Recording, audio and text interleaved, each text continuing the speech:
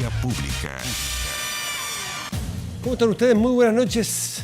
Bienvenidos a Vía Pública de jueves. Finalmente, la mesa de la convención resolvió invitar a los expresidentes de la República y presidentas a la ceremonia de clausura de la instancia encargada de redactar una nueva constitución para proponerle al pueblo chileno. La decisión inicial de no considerar a los exmandatarios, Frei, Lagos, Bachelet y Piñera, había generado naturalmente una serie de cuestionamientos por tratarse de quién se trataba. Sin embargo, frente a la controversia que se desató, de la cual todos fuimos testigos, bueno, se reinstaló el tema, se rediscutió el tema, hoy jueves. Tras una hora de debate, por 3 votos en contra, 6 a favor, la mesa directiva echó atrás la decisión, reculó en su determinación inicial y optó por extender invitaciones a los exmandatarios. Previo a la reunión de la directiva, el expresidente Ricardo Lagos Escobar sorprendió con el envío de una carta en la que informaba su decisión de no acudir. Háganme el favor de no considerarme. Esa es la frase que usa más o menos. Aludiendo a dificultades por el aforo, porque cuando dejaron fuera a los expresidentes y presidentas, una de las disculpas o de los argumentos fue que es tan poco el aforo, ustedes saben, está tan complicado esto del aforo, que no caben los expresidentes de la República, con lo que representan, ¿no? En cada periodo, en cada momento, el ciudadano o ciudadana que el pueblo eligió con la mayor votación para regir los destinos de Chile, esas personas estaban fuera. Bueno, dijeron que por el aforo. El presidente Lagos, antes de que se revirtiera esta medida, dice, ¿saben qué? No hay problema, ustedes, yo respeto lo del aforo de ustedes, no me consideren. Léanla, porque tiene su qué, tiene una entrelínea esa carta. Bueno, en la misiva esta entregó también detalles de las instancias de diálogo y colaboración que él mismo, expresidente Lagos Escobar, ha tenido con el órgano redactor. En las 2 planillas, Ricardo Lagos dice, bueno, ha tenido reuniones por Zoom, ha aportado con discusiones con la comisión me parece que del sistema político, ha entregado documentación, es decir, ha tenido conexión con el proceso.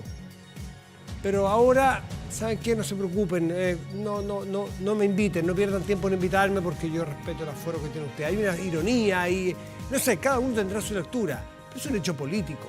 ¿Qué pasará con los otros 3 expresidentes, Bachelet, Frei y Piñera? ¿Irán a ir y los otros 3? ¿Será lo mismo una entrega republicana de un proceso de un año, de una redacción constitucional representado por las altas autoridades de nuestra República, sin los expresidentes? Bueno, es parte de las discusiones que se abren. Algunos dicen un autogol, otros dicen, bueno, esto es otra cosa, no es para los expresidentes, es para los constituyentes. Hay para todo, pero la discusión está viva. Vamos a avanzar.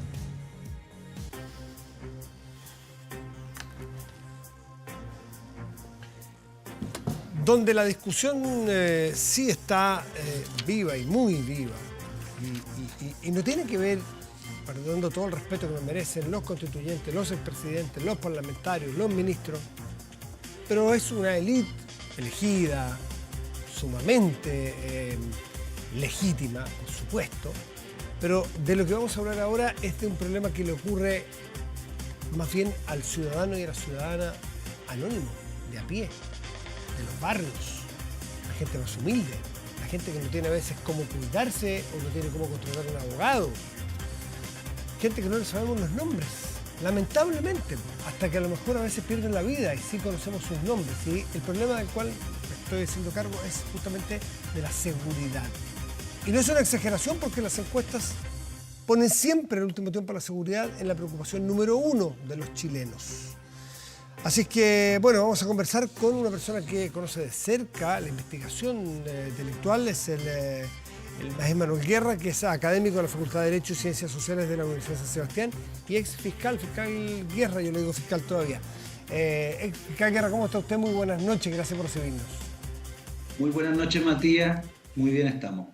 Bueno, hablamos de problemas que son importantes los dos, ¿no es cierto? Uno de índole más elitista, no lo digo peyorativamente, la élite política, académica, y otro el de la ciudadanía, de los cuales ustedes como fiscales, cuando estuvo ahí, le tocó estar en el día a día, ¿no es cierto? La señora que, bueno, sale con su carrito a la feria y la asaltan, ¿no? Un niño que no puede, un padre que no pueden llevar a su hijo al colegio en calma porque una bala loca puede... Bueno, en fin, sabés de qué estamos hablando. Y en este caso, quiero hacer foco en los carabineros, por la muerte justamente de este cabo segundo, David Florido, quien recibió un disparo en su cabeza el viernes pasado, si no me equivoco, en Pedro Aguirre Cerda, Santiago. Y la discusión está en si hay que subir las penas o cómo ve usted este tratamiento que habría que tener para delitos en contra de carabineros.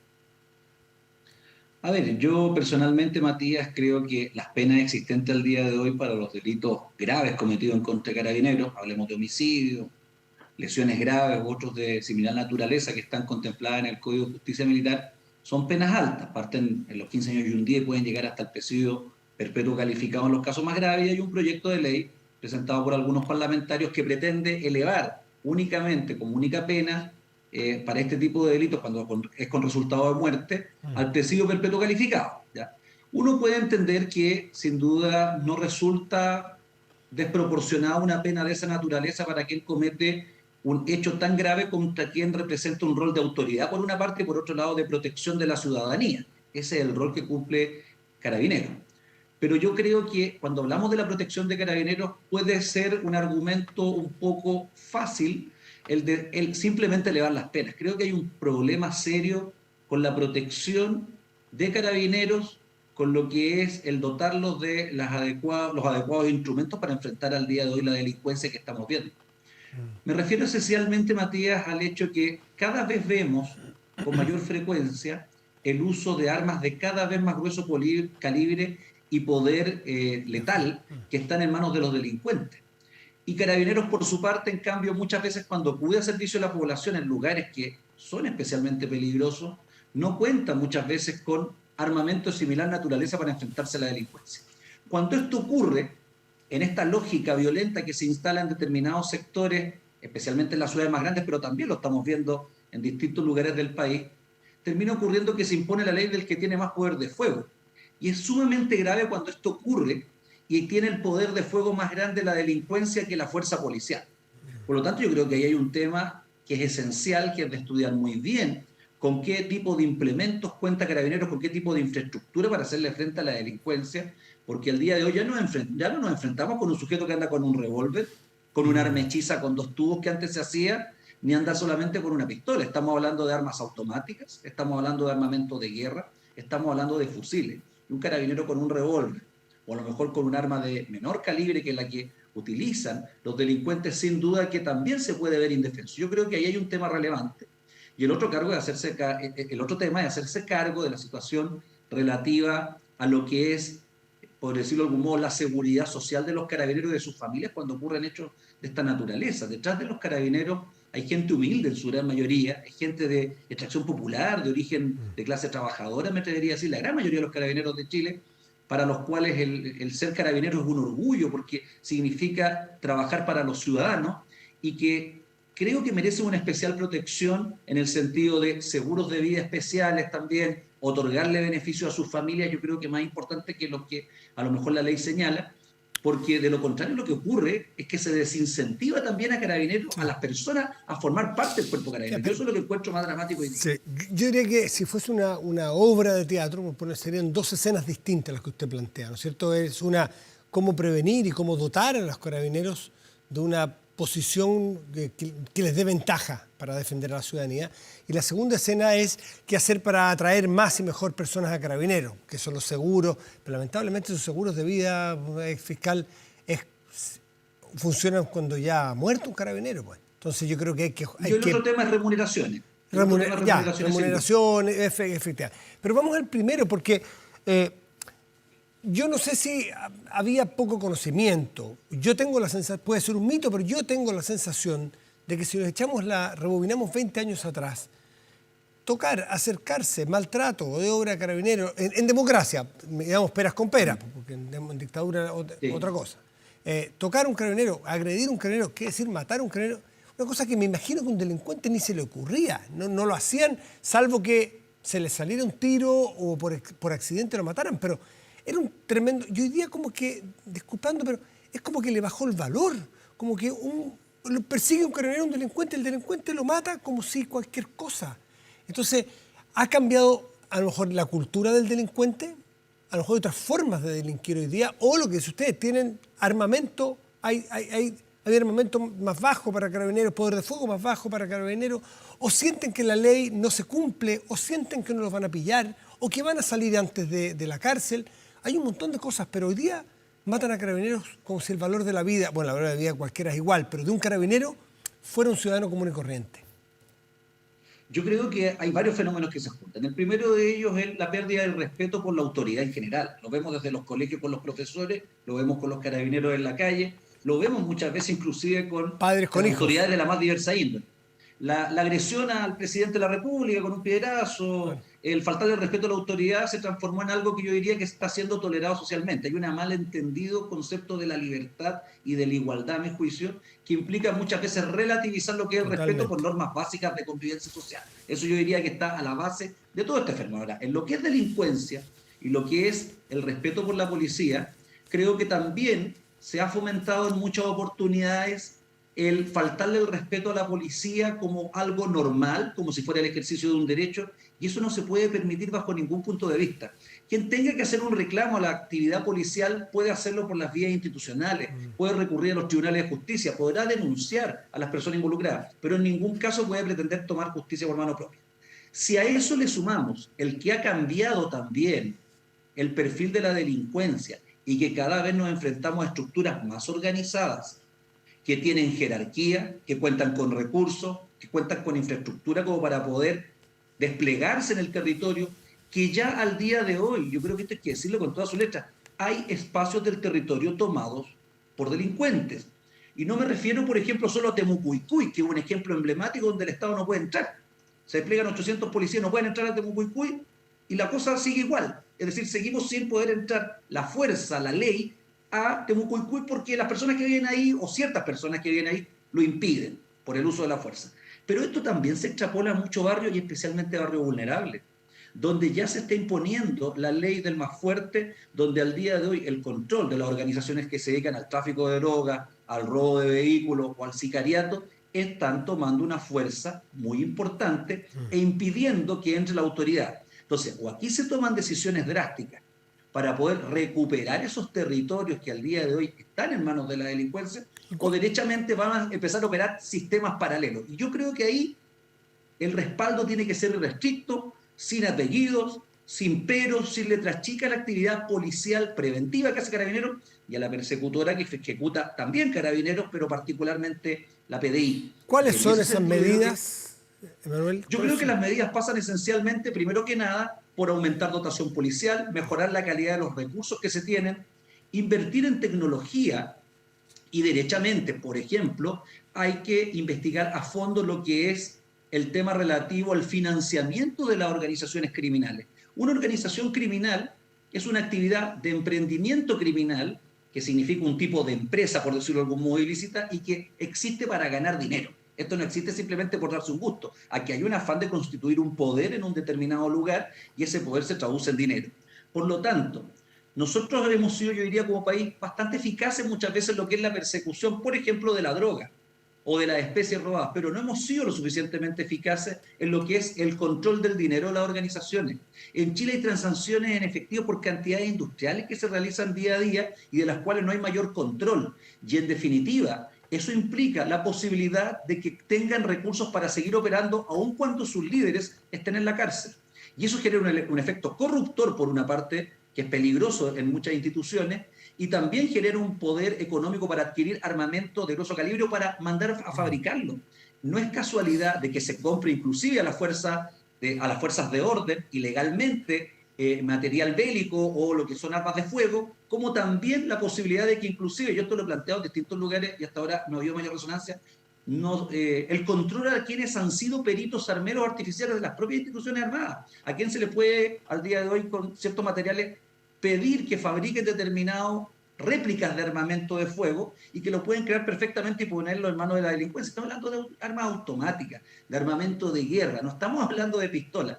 Y eso, sin lugar a duda, que se une a lo que es un aumento descontrolado de la inmigración, donde la gran mayoría de la gente viene a trabajar, pero hay un sector importante que viene a delinquir. No tenemos referencia de los antecedentes delictuales de personas que llegan desde el extranjero y que además traen sus formas de cometer delitos a Chile, como el sicariato, el secuestro, la extorsión y el tráfico de drogas, que yo diría ya en una forma de producción en serie que es bastante peligrosa.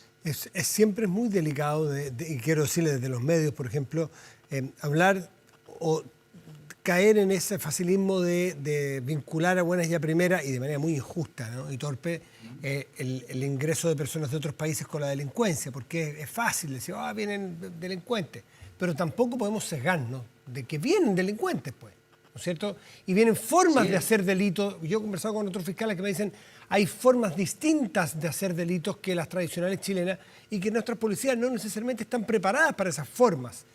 Pero los que han leído con atención los medios en el último tiempo y suelen leer medios de afuera, habrán escuchado hablar del famoso, tristemente famoso, Tren de Aragua, que es una organización criminal venezolana que opera en Venezuela fundamentalmente, pero ya se ha transformado en una multinacional y que es muy dura, muy cruel, muy poderosa y que ya tiene algunos brazos en Chile, que ya se ha determinado, se ha actuado. De hecho, la Policía de Investigaciones ha desbaratado a una asociación criminal que aparentemente tiene vínculos con el Tren de Aragua. ¿Qué antecedentes tiene usted al respecto? Bueno, el Tren de Aragua es una organización criminal venezolana efectivamente que ha ido extendiendo sus redes por la región, no solamente en Chile, sino que también en Perú. Pensemos que ahí también hay una alta cantidad de inmigrantes venezolanos, al igual que lo que ocurre en Chile. Y esto es muy sencillo, ¿sí? A la larga, estas son cosas que se vienen conversando y que lamentablemente nosotros hemos fallado como país en cuanto a anticiparnos ciertos fenómenos que tarde o temprano iban a llegar. Y me refiero esencialmente a que ellos importan una modalidad de cometer delito que no era la habitual en Chile. Tiene que ver con la extorsión, tiene que ver con la diversificación. Ellos no se dedican solo al tráfico de drogas, se dedican al robo, se dedican al secuestro, si es necesario, se dedican a cometer homicidios por encargo. Todo lo que genera una rentabilidad económica ellos lo instalan y parten por tomarse sectores o lugares de determinados barrios y también por tener una fuerte influencia en la cárcel. Por eso, claro, uno los pone tras las rejas, la labor que está haciendo la Fiscalía, hay un procedimiento bastante destacable que ocurrió en Arica, ¿no es cierto?, que da cuenta de una organización vinculada a esta gente, pero en definitiva tenemos como característica principal el que aunque estén en la cárcel siguen operando. Entonces, si Chile sigue actuando ingenuamente en materia migratoria y no establece un control que implique que la persona, ya que no tenemos acceso a los antecedentes de Venezuela, demuestre de algún modo que no tiene antecedentes en su país, derechamente el país debería restringir el acceso. Y eso no tiene que ver con perjudicar al que viene a trabajar, eso normalmente es muy útil para el país. El problema se da con quien viene a delinquir, que en su país probablemente tiene antecedentes y donde, lamentablemente, con Venezuela, con su gobierno actual, no existen los vínculos para poder tener información actualizada. Inclusive más, se ha llegado a decir que no hay mayor interés de la autoridad venezolana porque este fenómeno, en definitiva, con esto, sale de su país. Pero, claramente, en Chile se están instalando, están desarrollando actividades, han habido personas detenidas, pero son sujetos que son fusibles, son reemplazables por otros. Entonces, creo que aquí tiene que cambiar también la modalidad de cómo se investiga este tipo de grupos, no a partir de un delito en concreto, sino que a partir del establecimiento de una organización. Y en ese sentido tenemos que tener claro que ellos van a aprovechar las vulnerabilidades y las debilidades que podemos tener como país. Una frontera vulnerable, la necesidad de mano de obra a bajo precio muchas veces, el carácter informal con el que se pueden establecer sin recibir mayores sanciones, son factores que ayudan a que se establezcan este tipo de organizaciones y que además, ante una debilidad en cuanto a la presencia del Estado en el territorio, tienen campo libre muchas veces para actuar y para entrar a competir, aunque el término no sea el más adecuado, pero entrar a competir con las organizaciones criminales chilenas. Y ellos, por ejemplo, cuando asaltan, no van y lo van a amenazar a usted con una pistola para quitarle un celular. Ellos le van a disparar primero, después le van a quitar el celular. A ellos les interesa asegurar el resultado. El delincuente chileno normalmente comete un robo con intimidación. La encerrona, el portonazo, por ejemplo, o el robo con intimidación en la calle, es típico de la delincuencia chilena. La delincuencia centroamericana de las maras, la delincuencia venezolana, la delincuencia más dura de Colombia se caracteriza por primero agredir y luego quitar. Y en ese sentido el desprecio por la vida es absoluto. Por ende, el riesgo para las personas, para el ciudadano medio, para cualquiera de nosotros, es mucho mayor. Y frente a eso, obviamente que se requiere también interiorizarse respecto de cómo se organizan, interiorizarse de los métodos que ocupan y, en definitiva, hacer seguimiento de todos estos grupos que se van constituyendo en barrio. Yo creo que aquí la ciudadanía también tiene un rol que jugar. La ciudadanía anónimamente puede hacer llegar información a la policía cuando se den cuenta de que están ocurriendo fenómenos criminales en un determinado barrio, porque eso puede servir para investigar desde un inicio. Porque una vez instalados, y la historia así lo demuestra lamentablemente, inclusive en Estados Unidos es muy difícil sacarlo. Las maras salvadoreñas, por ejemplo, por hacer un paralelo con el Tren de Aragua, se instalaron primero en Nueva York, en el Bronx. Se decía que esto era de menor entidad. Al día de hoy tienen el dominio de determinados sectores de una ciudad y de un país que tiene recursos infinitamente mayores que los de nosotros. Entonces, no podemos mirar, yo diría que minimizando el tema de las organizaciones criminales, hay que anticiparse inclusive a aquellos fenómenos que se puedan dar y que ocurren en otras partes de Latinoamérica, y nosotros tenemos el deber de anticiparnos, y creo que ahí el Ministerio del Interior, el Ministerio Público, las policías, y yo diría particularmente un actor que aquí se nombra poco, la Agencia Nacional de Inteligencia, tienen un rol que jugar para anticipar fenómenos criminales. Nadie a estas alturas puede decir que no sabíamos y declararnos inocentes de estos fenómenos. Manuel Guerra, académico de la Facultad de Derecho y Ciencias Sociales de la Universidad de San Sebastián, ex fiscal, muchísimas gracias por estar esta noche con nosotros. Que esté muy bien. Muchas gracias, Matías, que esté muy bien. Hasta luego. Mucho gusto. Buenas noches. Pausa y volvemos, espérenos.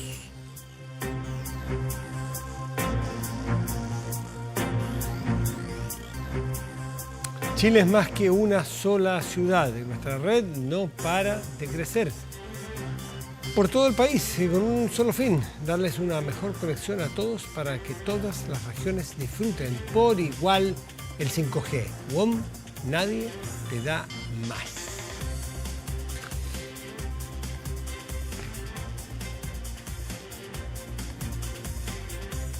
Las vacunas se llegaron para instalarse en nuestra cabeza, en nuestro léxico, en nuestra conversación diaria. Antiguamente las vacunas eran cuando uno era chico, se lo vacunaban en el colegio, si uno era padre, de estar atento con las vacunas básicas de sus hijos, y después se hablaba más de vacunas. Bueno, los científicos naturalmente sí, ¿no? Pero con la pandemia la vacuna entró en nuestro temario diario, de que van a haber vacunas, de que llegaron las vacunas, de que te pusiste la vacuna, de qué vacuna. En fin, entendemos mejor tipos de vacunas, hasta eso llegamos. Y no solo, obvio, no solo hay vacunas para la pandemia, para la COVID, ¿no? Para el coronavirus. Hay otras vacunas, por ejemplo, la influenza, que es muy común también en nuestro país.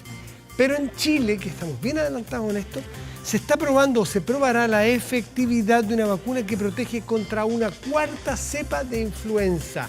Hablemos con expertos para que nos explique de qué se trata esto. Pablo González, que ha estado tantas veces con nosotros aquí, investigador asociado del Instituto Milenio, Inmunología y académico de la UCES. Pablo, gracias por estar aquí, muy buenas noches. Encantado, Matías, como siempre. ¿Chile se ha fogueado en esta pandemia en materia? Bueno, me estaba contando, se está preparando un laboratorio de Sinovac en Chile para producir vacunas en Chile. Se ha generado un avance en todo esto en Chile, ¿no? Sin duda. Culturalmente, me refiero. Así es, con el COVID, la verdad, empezaron a iniciarse iniciativas que justamente buscaron juntar las capacidades en Chile de distintos hospitales públicos y privados, centros hospitalarios asociados a universidades, que tenían capacidad de hacer investigación en torno a vacunas a muy pequeña escala, se consolidaron bajo un consorcio, unidos para justamente buscar evaluar vacunas contra COVID-19. Y partió así y permitió probar varias vacunas en Chile de forma pionera, inédita en la región, que dieron a Chile, de hecho, acceso prioritario en cantidades suficientes para iniciar una campaña masiva en Chile. Y temprana. Y temprana, exacto, por sobre otros países, justamente por esa capacidad, esa organización muy temprana. Y eso, la verdad, está quedando establecido, instalado para poder estudiar ahora otras vacunas para otros virus respiratorios o otros virus. Antes de entrar en esa en particular, aquí se desarrolló no solo público y privado, sino que hubo un concepto de colaboración, por ejemplo, entre universidades que suelen ser bien rivales de adversarios, trabajaban en conjunto muchas veces, ¿no?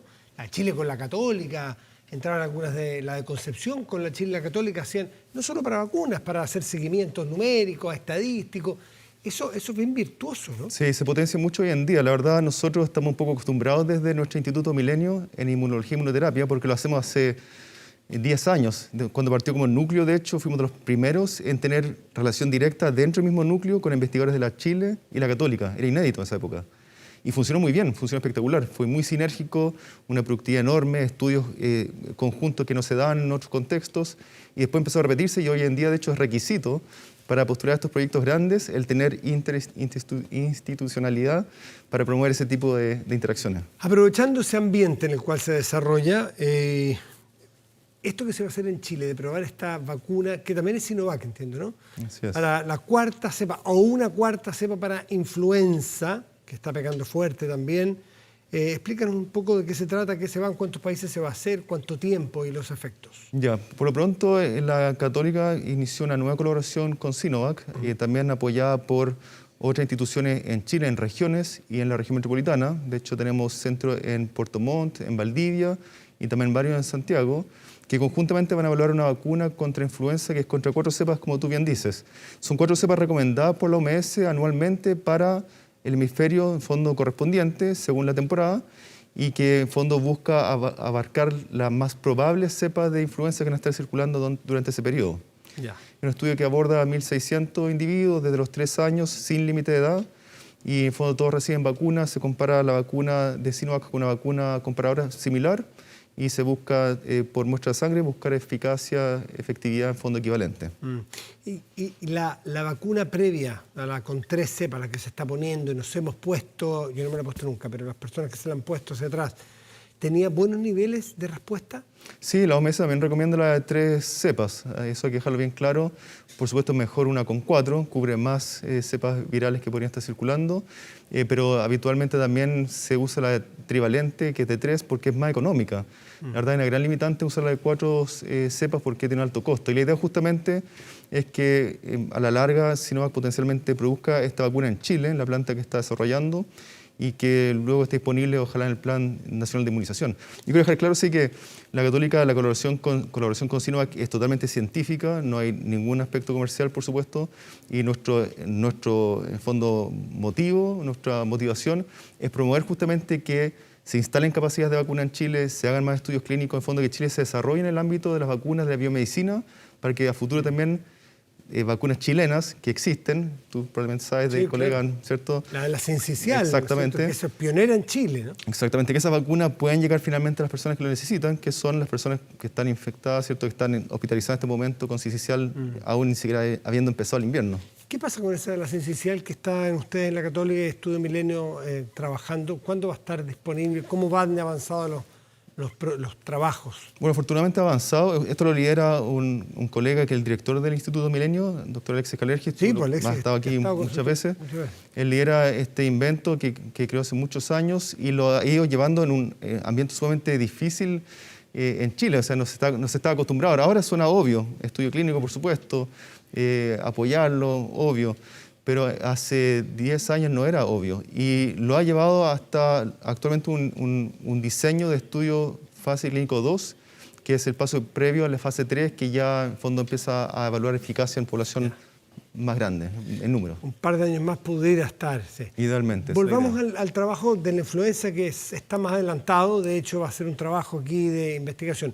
¿Cuánto tiempo dura este trabajo y cuándo pudiera estar ya repartiéndose en el sistema chileno esta nueva vacuna de influenza para 4 cepas? Ya, el estudio parte a fines de junio y se va a extender hasta agosto.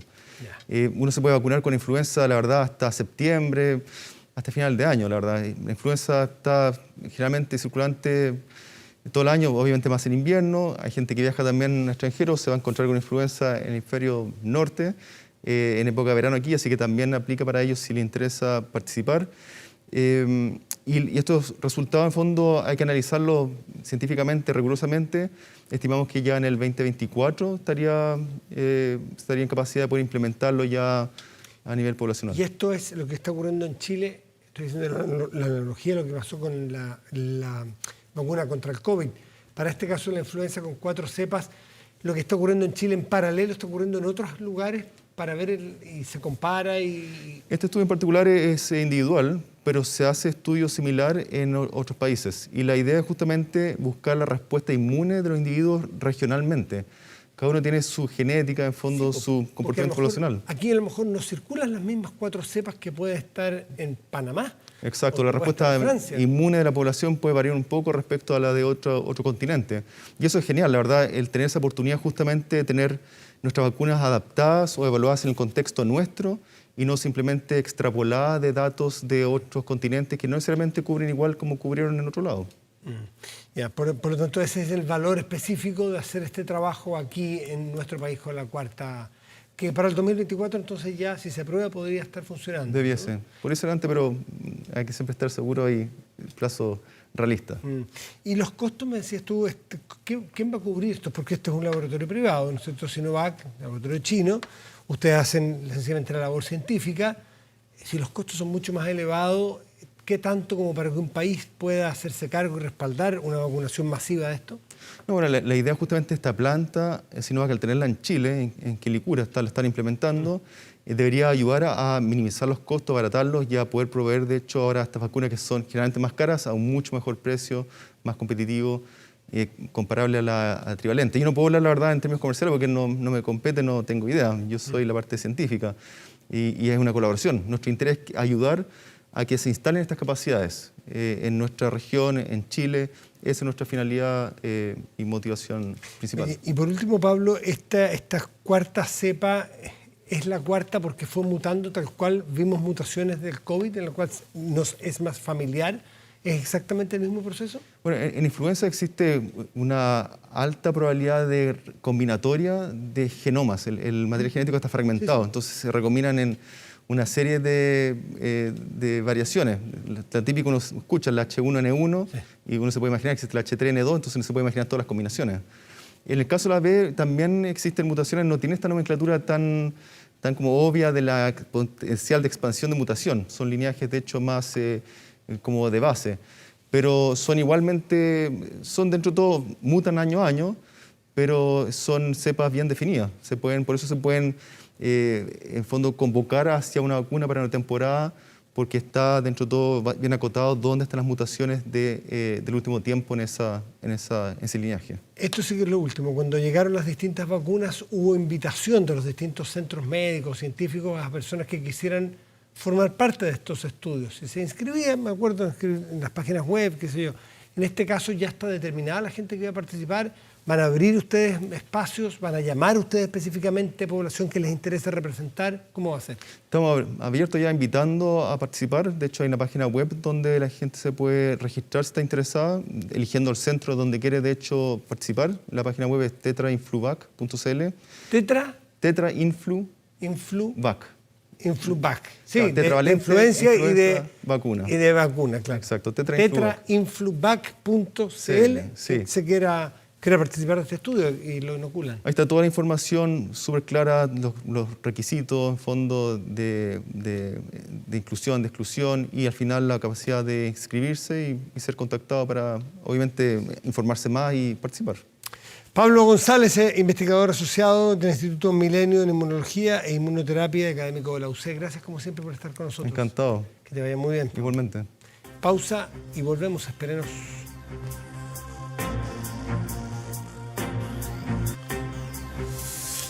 Aumenta la delincuencia, no grave robos a víctimas con Tepillé, la empresa líder en seguridad preventiva con monitoreo de cámaras de seguridad y audio disuasivo en tiempo real. Tepillé protege 24/7 su empresa y también su hogar. No sea usted la próxima víctima y contrátelos en tepillé.cl.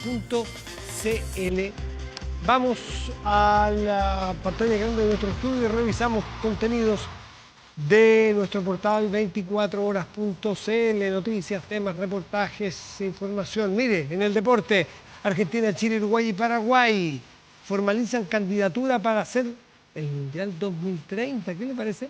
Se están cumpliendo los 60 años de Chile 62 y justo se anuncia la postulación de Chile para 8 años más. No es tanto uno del 2030 que era el futuro, 8 años más, 2 mundiales, ¿qué es?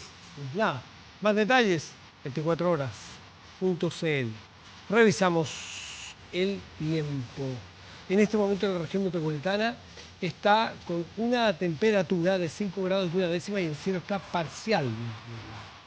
Mañana, viernes y pasado, tendremos la siguiente situación. Cierre parcial para ambos días, pero mañana la máxima probable es de 16 y pasado 17 como máxima probable. Revisamos otras dos regiones de nuestro país. A ver, nos vamos a Pica, en la región de Tarapacá, en el norte de Chile. Tendrá cielo despejado y mire usted la temperatura. 28 envidiables grados. Saludos en el norte a Pica, un lugar, un oasis muy maravilloso. Y en Cochrane, no deja de ser también otra maravilla de Chile, en el otro extremo prácticamente, en la región de Aysén. 3 grados, se nota lo lejos que están en la diversidad de Chile, ¿no? El mismo día, 28 y 3 grados. Cielo parcial en Cochrane, región de Aysén. Y escuchemos de fondo Beyoncé. Anunció el lanzamiento de un nuevo disco.